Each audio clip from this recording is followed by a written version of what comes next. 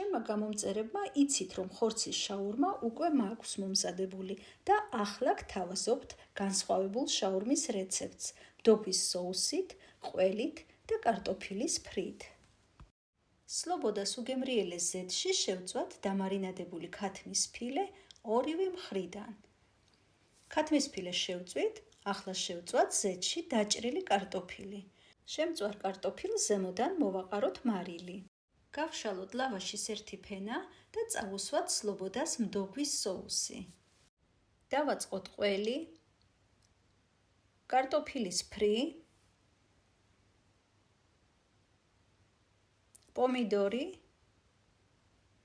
ხახვი, შემწვარი ქათმის ფილე, ზემოდან მოვასხათ სლობოდას არაჟნის მაიონეზი და კეჩუპი, მოვაყაროთ სალათის ფურცლები ან პეკინური კომბოსტო და გადავახვიოთ.